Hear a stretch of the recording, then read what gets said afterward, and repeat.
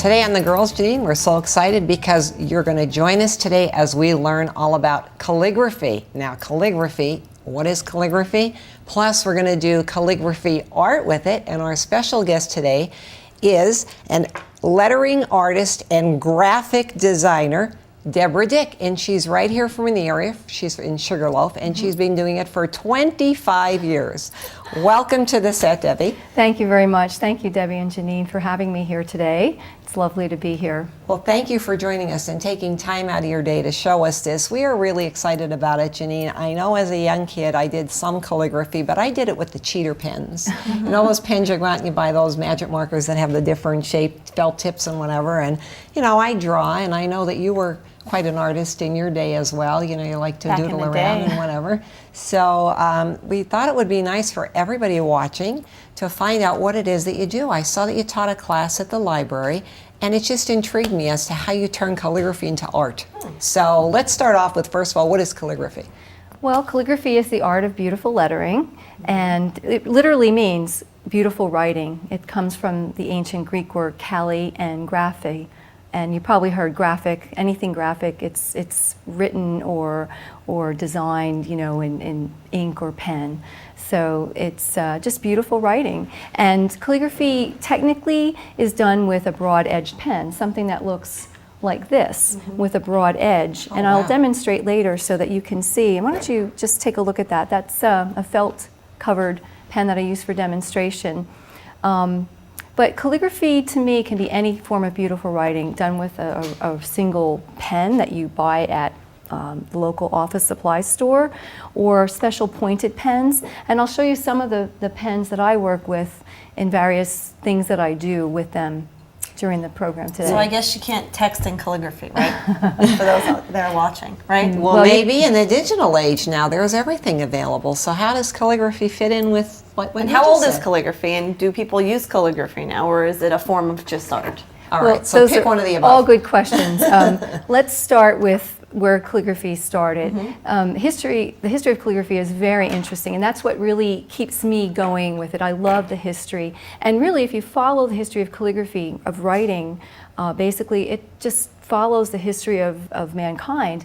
And I'm speaking primarily about Western calligraphy, because the Eastern calligraphy is done with the brush and, you know, Japanese and Chinese, which I also know how to do, but today I'm going to focus on the Western calligraphy done with the broad pen. And really it got its start back in ancient Greece. You know, obviously the Phoenicians brought us handwriting, but the ancient Greece, the Greeks did a style called uncial. And it was called uncial because it means 1 inch, and it was only 1 inch high, and it was done with brushes, and it was all capital letters. I can show you some examples of that as we move through the program. From there, it was picked up by the early Christians in North Africa, and it was used there as well. And the Romans then started using it, but then you know about classical Roman letters, and the Romans also invented italic lettering, which is that slanted, beautiful lettering that we most often associate with calligraphy today. The Romans, of course, you know, they were all over the place. Their kingdom, or their empire, spread throughout Europe and North Africa. So from there, the Germans, the French, the English all picked up some of this beautiful writing, but then put their own little spin on it, depending on where they were. And you mentioned about in the beginning with calligraphy, were they hieroglyphics? Was that part of calligraphy? Some of the hieroglyphics that were found on the walls? It is beautiful writing in Egypt. Yeah, it is beautiful writing, but it kind of stands by itself because it was pictograms. They were really, they would look at objects all around them that represent, and they use them as symbols to represent an idea or a sound. And it's a very interesting system. We could spend an entire program just on the Egyptian hieroglyphs, which in fact I do teach as well. So there's a lot of history, as I'm hearing, involved with calligraphy. Now, my son is learning cursive in school. Okay. So for those out there listening, what is the difference between cursive writing and calligraphy art? Well, cursive writing is when you have joins that connect And again, I will have to demonstrate later for the camera, but it's when you have joined letters. We're gonna learn calligraphy. I can't wait for that. I can't wait to do some writing for you as well. It's joined. Now, calligraphy can be formal and where each letter stands alone, or it can also be connected. Okay. So there's different types done with different types of pens. It's the variety of calligraphy is overwhelming, and there's so many different styles, or what we call hands. And you know, again, you know, throughout history, it's grown and changed. And just for example, you can take a style like that uncial I mentioned earlier, give it to a group of people, say the monks back in ancient Ireland, you know, back in the medieval period, say 4th, 5th, and 6th century, and they will turn it into something very unique, like the Irish half uncial or the Celtic lettering. And you know, or the Germans who invented that fracture style. It looks very choppy, you know, you see it's Gothic, you see it on t-shirts today. So the calligraphy that we see, maybe if you go to like say Knoebels, or you see it at a festival, is that actually modern calligraphy where you see names with the calligraphy incorporated in it? Okay, I'm not exactly sure what you're talking about, but today you see all types of t-shirts and design, fashion design, you see book covers. They all come from the handwritten lettering. So, you know, initially people were writing with quills like this. They were writing with... This is what I think of when you say calligraphy. Exactly. I think of the beautiful love letters and whatever that were written and then stamped with all the ones that wrote to you in with the calligraphy. wax. Oh, yeah, And love letters in calligraphy. Exactly. Love Samuel. Like Shakespeare in Love or something. He has his own style of writing, believe me. But this is, Chicken you know, scratch. what you're holding there, Debbie, is a goose quill. And this is what it looked like, and then was cut into this. If you hold it sideways, I don't know if they can zoom in to see the shape, to give it a pen style shape. And they also remove the feathers, because as you're writing, you know, you don't want these to bump into your arm, so you know, then you don't mess up your writing. But there's so many different types of tools. But to go back to your original question, so throughout history, the styles have changed, and not that they've dropped one off and picked up another, but you can use them in a variety of ways. And today, modern calligraphy incorporates all of those styles. Modern calligraphy is not dead, as some people will say to me, like, oh, what about the computer? Isn't the computer, hasn't it taken over writing? No. And I'll tell you that today, as we sit here, matter of fact, no. Today, as we sit here, calligraphy is flourishing, no pun intended. Really? It's thriving. You find it in the film industry, in the book industry, in magazines, fashion, greeting card especially. How about weddings? I mean, I did weddings for years, and the girls always would request the calligraphy for their invitations, but then hand-addressed calligraphy. Exactly, and that's something that I've spent 10 years doing wedding calligraphy invitations, but it's a real thriving industry today. People have really gotten excited about the hand lettering. It's special, and it will never, pardon me? It's personalized as well. It is. Well, we're going to take a break right now. We'll be right back.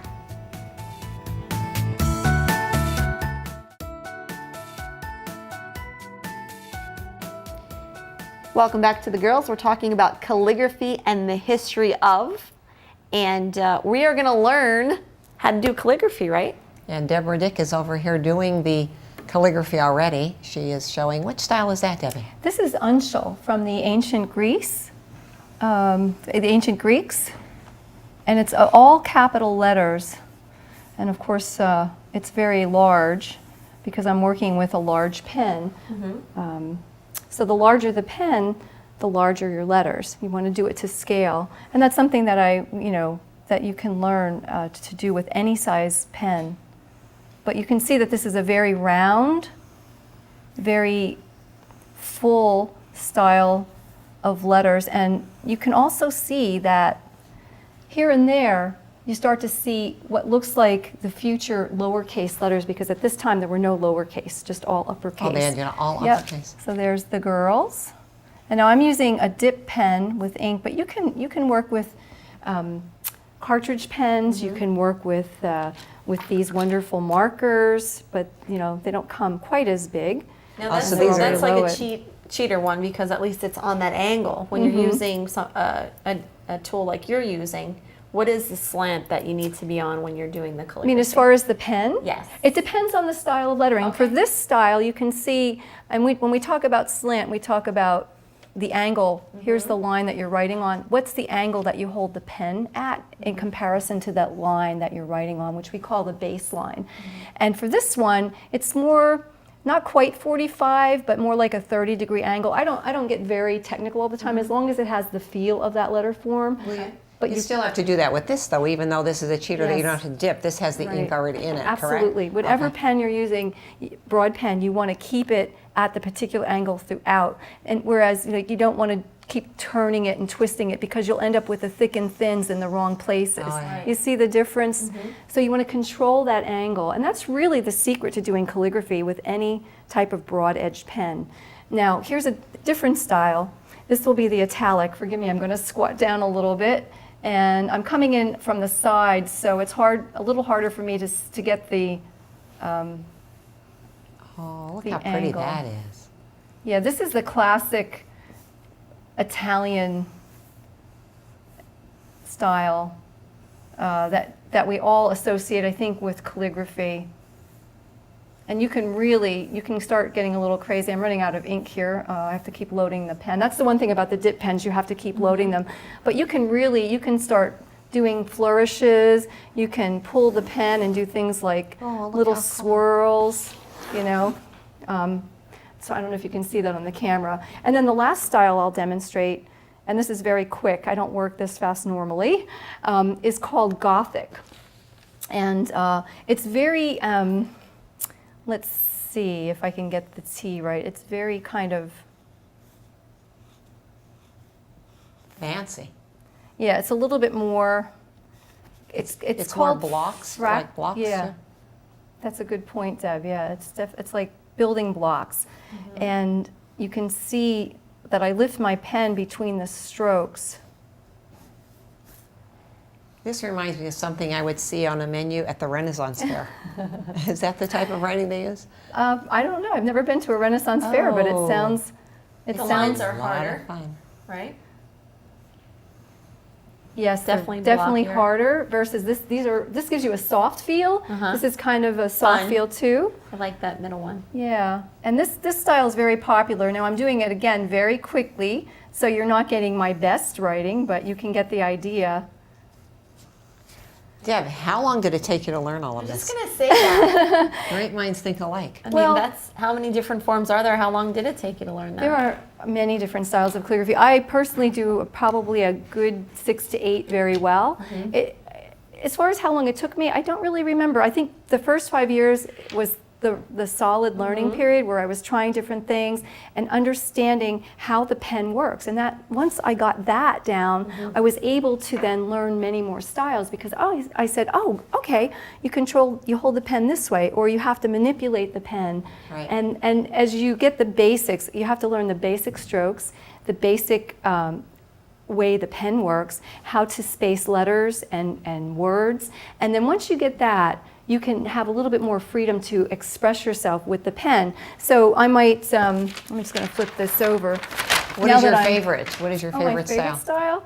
I like the Unschul, and because it's so juicy and ripe, like a big juicy tomato, and I just love it because you can do so many things with it. But Italic, I think, is the classic and the most beautiful, and has. Is that the most popular? I think so. It's also the hardest to learn because, course. yeah, because if you look back, you can see these lines all have to be parallel and just slightly slanted, to give that feel. And if they're all over the place and they look wobbly, it's really going to show. It's going to look sloppy. Yeah. Well, you make it look easy because you're good at it. Yeah, a lot of practice. And anyone, believe me, when I started, I couldn't do it this well.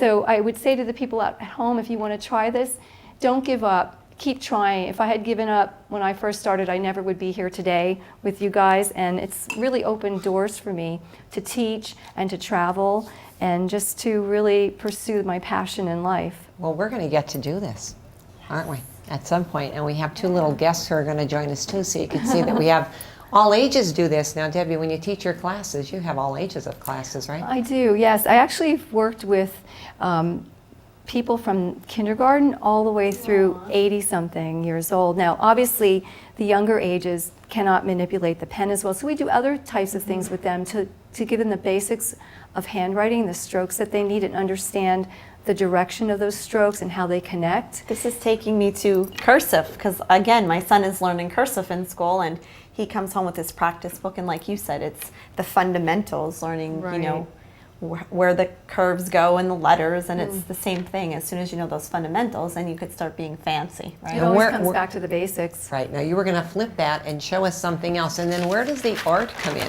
Where does the art of this calligraphy? The art. I'm going to show you that with the things that I'm going to show you some fun and funky things you can do with everyday writing and printing, so that you don't have to go out and buy these fancy pens. You know, you can just work with an ordinary Sharpie pen or ballpoint pen or pencil, and I'm going to show you how to do this at home. And it's a good way to, I call it the gateway handwriting, because once you do the fun and funky things that I teach, you can move on to the broad pen, the calligraphy pen like this with a little width to it, and learn how to make these thick and thin lines that I demonstrated up here just a moment ago. Well, we might even bring back people's interest in sending actual handwritten letters to each other through the post office instead of emails. What's that? I know. Fun you and funky. Just remember, if you practice this, we don't want you writing on the walls, kids. We want you writing on paper. Grab a piece of paper and a pen, and maybe you could go along with us when you teach us with this. Exactly. Although a lot of calligraphers are doing writing on walls. Well, we didn't tell you some writing on your walls in your office. Oh, I was going to say we used to write on the basement walls in your house, which is still there. Yeah, we'll practice at Grandma's house, kids, when we But go. that's what it was for. We had a wall that was just painted white. It was a cinder block, and we didn't do anything with that wall other than tell the kids have a blast there, because we could repaint over it. But I never did. I have all your works of art still there. All right, when we come back, we have two little guests. I shouldn't say they're not that little anymore. They're dying to be on the set. 2 fifth graders. And we're going to talk about calligraphy. We're going to actually get to demonstrate and learn how to do calligraphy. We'll see if we're better than a 5th grader. All right, we'll see you next on the Hills.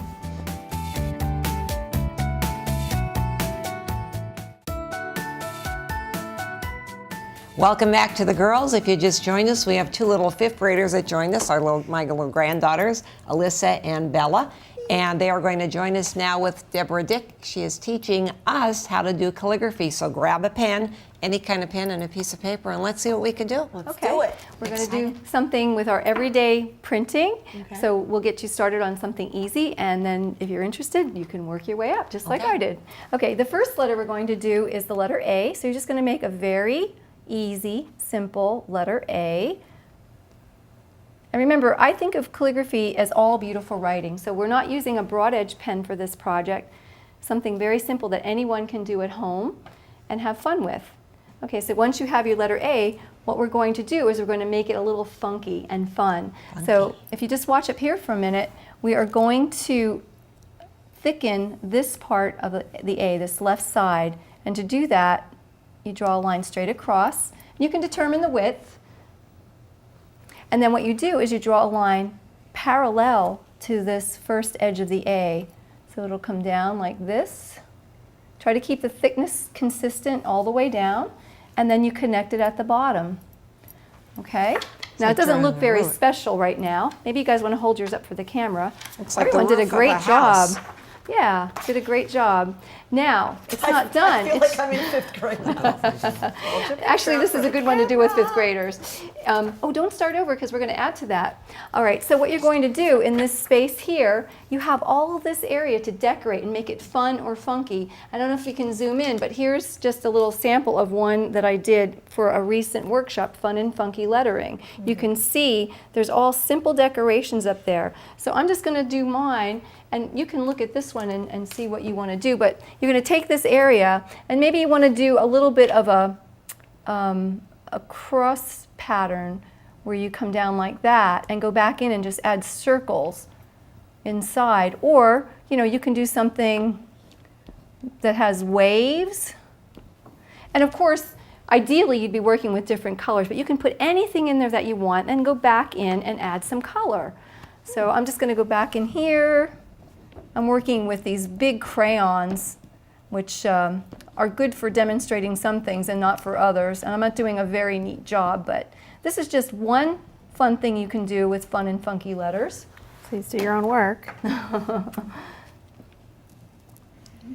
I'm making mine with Christmas in mind. It looks like holly. You're going to make yours. Well, I have a little I'm not ready lady for going Christmas on here. yet. Well, after I did it, I realized it looked like holly leaves. Mine's getting a little messed up because of the chalk is very greasy. It's like crayon.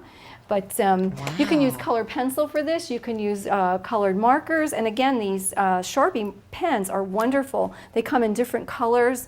You know, they're very nice. I use a larger chalk-like tool just so you can see it on the camera at home. But then another thing you can do, and I'm going to just flip this over, is you can write in cursive. And we're going to do a similar thing in cursive. And you guys are off to a really good start. So, I don't know, look at this one, very nice. Lots of fun opportunities in there. And you can go back with colored pencils when you get home and color it up. And, oh, you wanted to do the letter B, too, is that correct? Yep. Sure. All right, let's do the letter B. Got to be fair here. These are fun, these are fun. Okay, so here's the letter B. You know how to do that, just a big capital letter B. Now look at the B, the bottom bowl is a little bit bigger than the top. And just, again, you're going to just thicken up this side of the B. Now you might say, well, why aren't we doing it on here? Because you want to have contrast. You have a thick area and then you have the thin area. And contrast can really go a long way to making something look more interesting. These aren't exactly those bubble letters that we used to do when we were your age. Yeah, we used to trace inside. And they're a little bit more bubble. sophisticated. And you can also do this with the lowercase letters. For example, the letter A, lowercase. Here's a typical letter A. Well, you can just thicken up this part here and again go back in and decorate it. You know, add patterns, add color, and then before you know it, you have a little work of art. So you can do your entire name this way and end up with a piece that you can frame and give as a gift. You can scan it and turn it into a card. And you can also do this with cursive writing. So I'm going to do my name. It's always so relaxing to draw or to do calligraphy. Oh, I love to color too. Sit with a coloring book for hours. And this also allows you to doodle. Doodling has become very big again. Very nice, Janine. Very nice. Oh, thank you. Yeah, we have some budding artists in our midst here, ladies and gentlemen. I know my A and B's. Oh. Well, you know what everyone's getting for Christmas from me. There you go. And it's hard to stop, isn't it? It is. Okay. And so now, so now you can do the similar thing with cursive. You can use your everyday cursive writing, and this is why I encourage people to try something this simple when you're first starting to understand calligraphy or beautiful writing, because you can do these with your everyday writing at home. You don't have to go and take an expensive class, although it would be lovely if you had the time. If you did take your class, that'd be great. Take a class either with me or someone else. It's a great way to learn. How would they get in touch with you, Deb? They can reach me on my email at thelinequeen, L-I-N-E, thelinequeen@yahoo.com.